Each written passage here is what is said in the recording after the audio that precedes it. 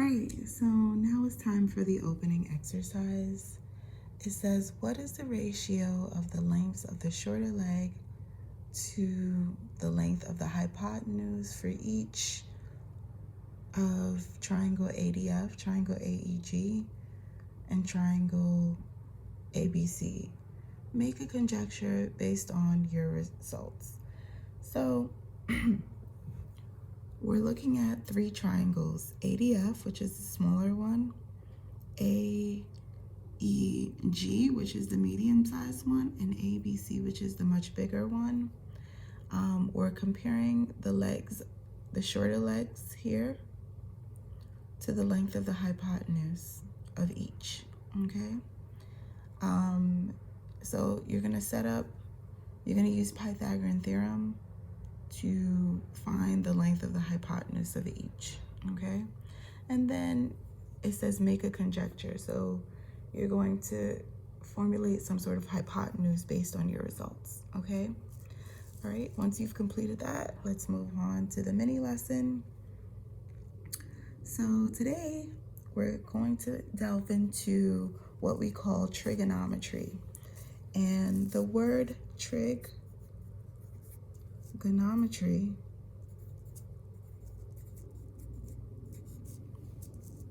is basically the ratios, right,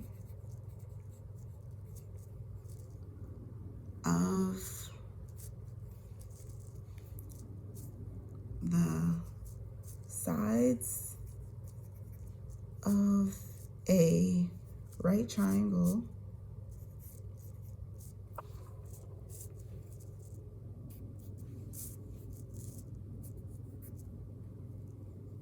and its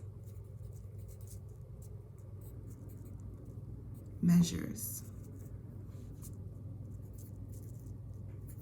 Sorry if my handwriting is really sloppy. Oops. Okay, so trigonometry is the ratio of the sides of a right triangle and its measures. So trig means right triangle, and metry means measures. So trigonometry. At any rate, our essential understanding is if you know certain combinations of side lengths and angle measures of a right triangle, you can use ratios to find other side lengths and angle measures, okay? So there are three basic trigonometric functions that you should know. The first one is sine, the second one is cosine, and the third one is tangent, okay? Now, each of these trigonometric functions has its own ratio with respect to that 90-degree angle, okay? So, for example, if I were to draw this right triangle here, angle C is that 90-degree angle, and angle A and B are the two acute angles, all right?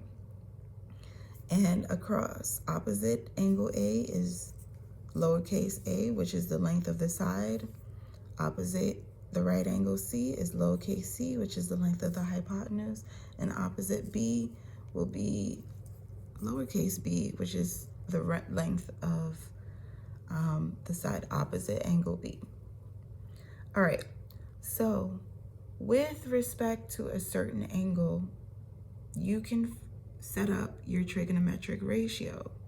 So specifically for sine, right? Sine of angle A. So if we're focused on angle A, we're going to use the opposite side over the hypotenuse.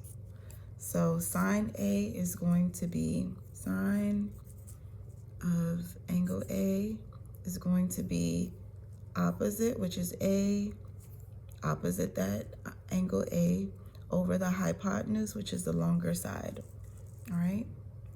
What if we were going to do cosine A? So cosine is always the adjacent side which is next to. Adjacent means next to. So it will be B over the hypotenuse C. And then tangent A is going to be opposite from angle A, which is A, over the adjacent side, which is B. Okay? Now, I set up here a mnemonic of how you can remember the 3 basic trig functions. It's called SO, CA, TOA. Say it with me. SO, CA, TOA. So, CA, TOA. So, CA, TOA. So, CA, TOA. And the way you remember how to set up your ratios, so S represents sine, which is the opposite side over the hypotenuse. So CA is cosine over, so it's the adjacent side over the hypotenuse.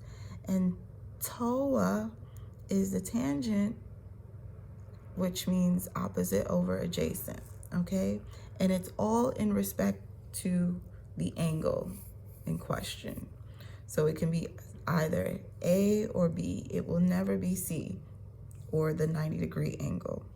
It will always be the 2 acute angles which you're using to set up your trigonometric ratios, okay?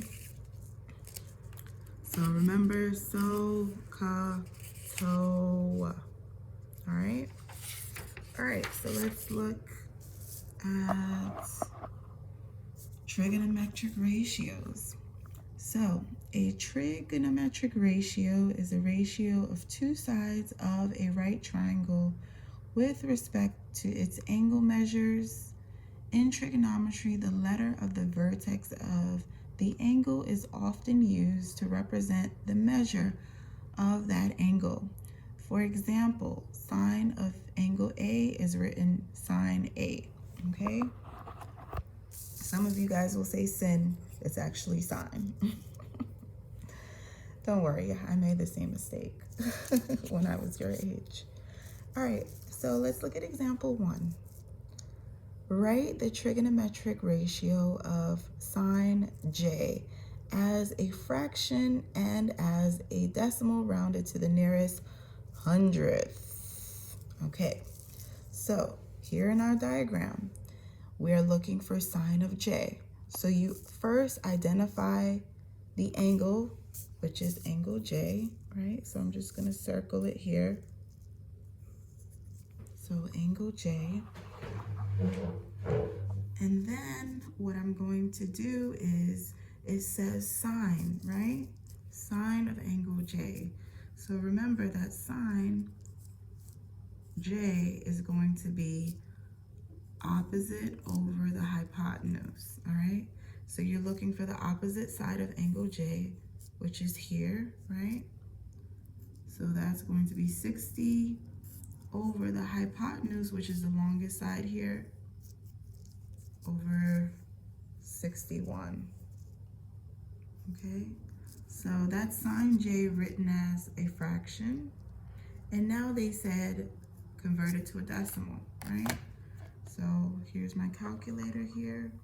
So 60 divided by 61, hit the equal button. So you get 0.9836, 0.9836, and they said to round it to the nearest hundredth, so you get 0.98. And that's your answer here. And this is it as a fraction here, okay? All right, let's move on to example 2. It says, write the trigonometric ratio of cosine J as a fraction and as a decimal rounded to the nearest hundred. Okay, so we're identifying J once again on your triangle. And cosine J is ca, so it's cosine J, which is equal to the adjacent side over the hypotenuse. So let's look at the side that's next to angle J. Well, we can't use the hypotenuse here, but we're using this side here. So it says it's going to be 11, and your hypotenuse is 61. So that's it as a fraction. And let's convert it to a decimal. So here's my calculator, 11 divided by 61, which gives me 0.180.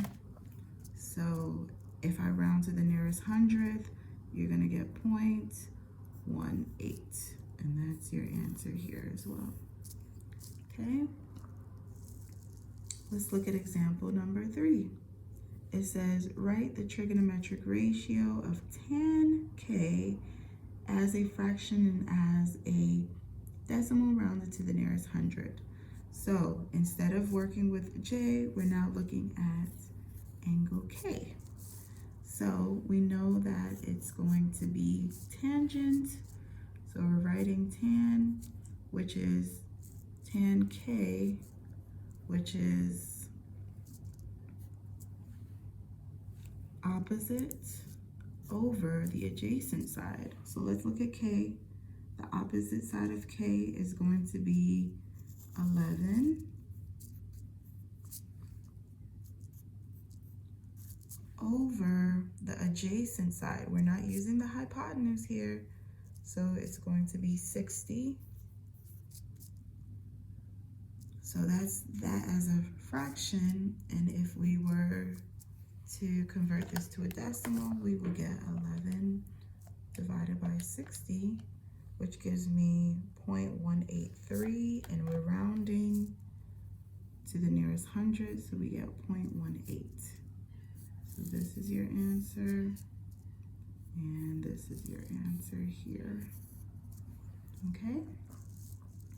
Now let's look at example number 4. It says, what are the sine, cosine, and tangent ratios of angle T? So now they're asking for all 3 trigonometric ratios with respect to angle T. So let's look at our triangle. I know it's kind of blurry here. This is 17, guys. This is 15, and this side is 8. All right. So with respect to angle T, let's write out our 3 trig functions. So we have sine, which is opposite over hypotenuse, co, which is adjacent side over hypotenuse, and to, which is opposite over adjacent. All right, and we're doing it with respect to angle T. So sine T, so the opposite side of angle T is 8. And the length of the hypotenuse here is 17. Okay? Cosine T. So with respect to T, the adjacent side will be 15. And the hypotenuse is 17. And last but not least, tangent T, which is opposite over adjacent. So the opposite side of T is 8, and the adjacent side is 15. And here you have it, all 3 trigonometric ratios. Okay, let's try example number 5. It's similar to this previous question here. It says, what are the sine, cosine, and tangent ratios of angle G? So with respect to angle G now, okay? Again, this is 17, 15, and 8, all right? And you wanna always start out with your mnemonic here, just so that you remember, okay? So again, so is opposite over hypotenuse, co, adjacent over hypotenuse, tangent, opposite over adjacent. So sine of angle G now So with respect to G, the opposite side is 15 and the hypotenuse is 17. So you get 15 over 17. Cosine G. So this is your adjacent side with respect to G. So it's going to be 8 over 17. And the last one, tangent G, which is opposite over adjacent. So 15 over 8. And there you have it.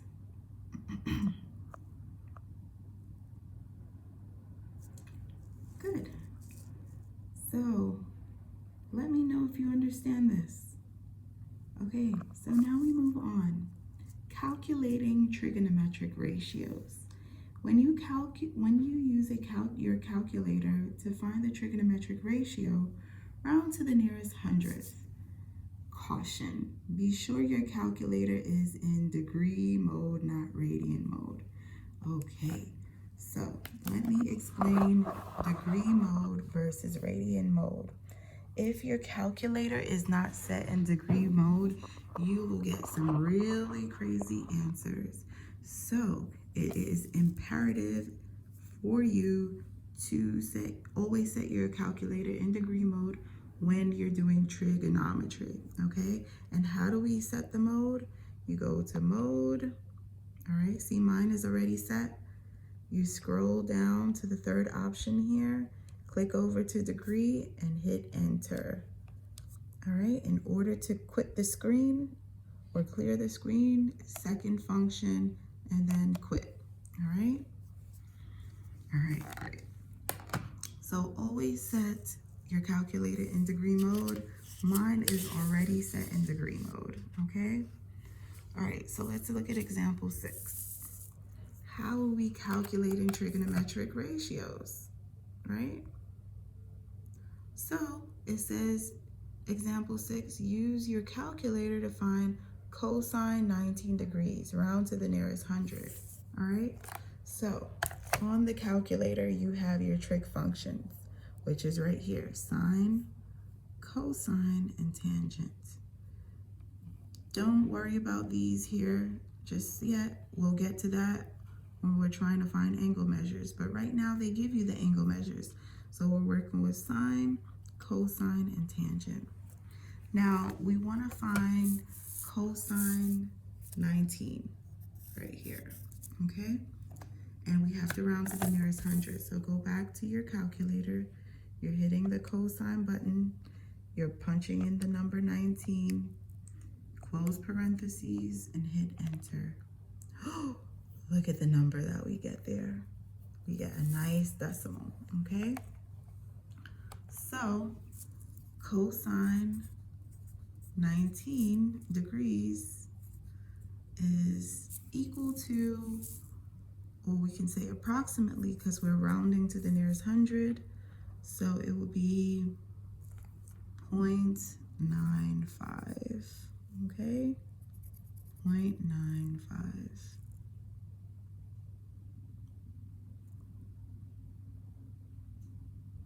Okay? So that's what you will get. And look at what the calculator has. You're rounding up. Since this is 5, this becomes 5. Now, let me give you an example of what this would look like if you were not to set your calculator in degree mode. So let me go back to mode and set it to radians. And I'll show you what your answer would look like. It would be completely different. See? You get 0.98. I mean, it's not that off, but you'll begin to see how off your answers will be when we get into finding angle measures. So it's important that you please set your calculator in degree mode. All right, so let's do the next example. It says use your calculator to find tan 11 degrees, round to the nearest 100. So tan 11 degrees. So we're going to use our calculator. We're going to hit tan 11, close parentheses, and then enter. So we get 0.19. So 0.19, and that's our answer. Okay, any questions? All right, so now we're going to find the length of sides given trigonometric ratios. So this is the meat of trigonometry, all right? And this is the skill that I want you guys to really, really pay close attention to. So it says, find the length of BC, round to the nearest hundredth, okay? So we need to find this length here, BC. Okay? So it says, caution, do not round until the final step of your answer. Use the values of the trigonometric ratios provided by your calculator, okay? So we need to find this length here, all right? Now, with respect to segment BC here, which angle measure is given? Which angle measure is given? So they give you angle B, okay?